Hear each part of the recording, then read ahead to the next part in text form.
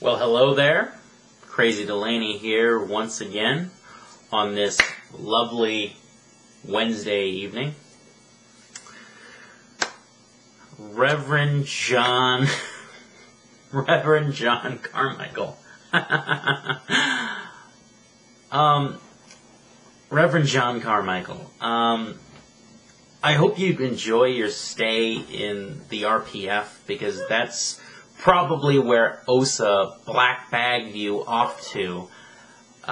If you don't know who John Carmichael is, I believe he's the head of the New York org, and he is the latest Scientologist that Anonymous has managed to make a star out of.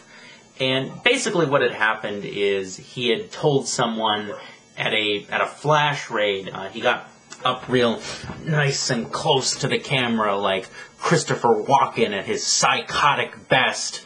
I really shouldn't say Christopher Walken, because the guy, let's face it, the guy kind of looks like Willem Dafoe. He looks like he should be behind that Green Goblin mask in Spider-Man. But that's beside the point. Gets up real nice and close to the camera and says to one of the protesters, "I smell kitty cat. On you especially. On you in particular."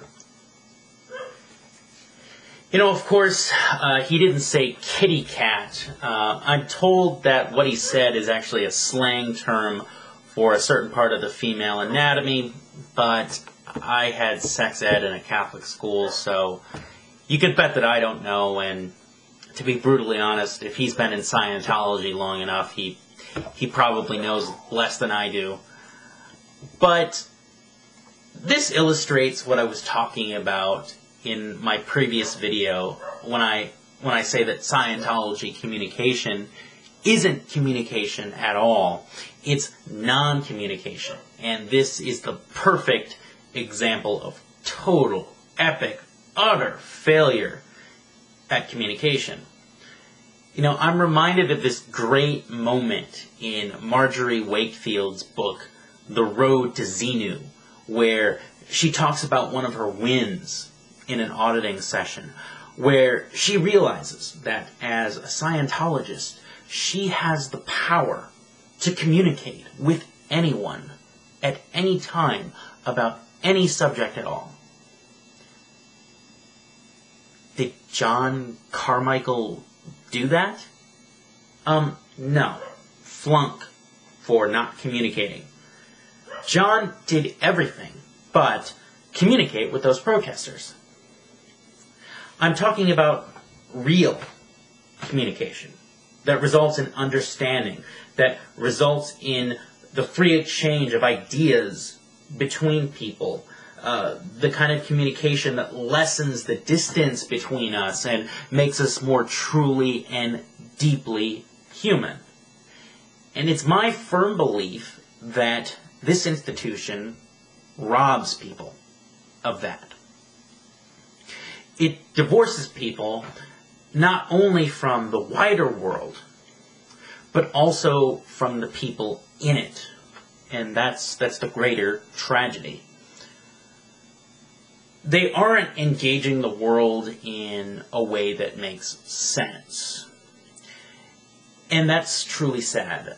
You know, I mean, if Scientology truly improved people's ability to communicate, you wouldn't hear so many statements like, Scientology means knowing how to know. How can you be against knowledge? I mean, look back at those old school Xenu TV videos where you've got Dan Murnin trying to talk to Mark Bunker. I mean, is Dan Murnin... I mean, honestly, is Dan Murnin really trying to communicate with Mark Bunker? I mean, he's talking to him, but is he actually communicating with him? Is he actually exchanging ideas with Mark Bunker? No. No, he's not. And it's truly sad and sickening for me, and the more people that get the hell out and start speaking, really speaking with the rest of us, the better for them, and the better for our world at large. And that's just another reason why I definitely feel the need to attack this Hill 10. Forgive me for using that expression. From my little corner of the universe, from my little corner of TGAC. And as far as John Carmichael goes, he didn't behave like some sort of kindly, learned cleric. He acted like he was auditioning for a part in Valkyrie. The guy had all the charm of Joseph Stalin with the people skills of Hannibal Lecter. Folks, there is your friendly neighborhood Scientologist. And, I hate to drag the Bible into this, but the Bible talked about a bad tree being unable to produce good fruit.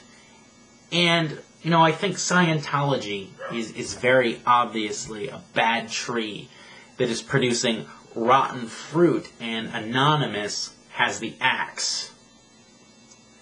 I hope John Carmichael, and I mean this very sincerely, I hope John Carmichael can see that video of himself one day, and it makes him wake up and say, my God, what did they do to me?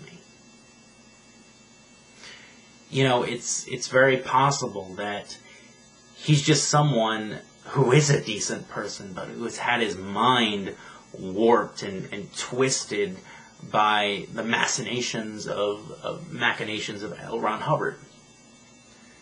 I'm just never one to completely count a person out. I guess it's the optimist in me.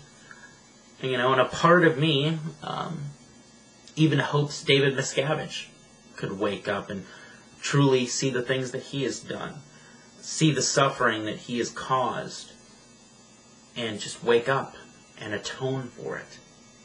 But of course I know that the odds of that happening are about the same as Paris Hilton appearing on Jeopardy and winning. But hope is a waking dream. Until next time, peace, victory, and as always, drive safe, damn it. Crazy Delaney out.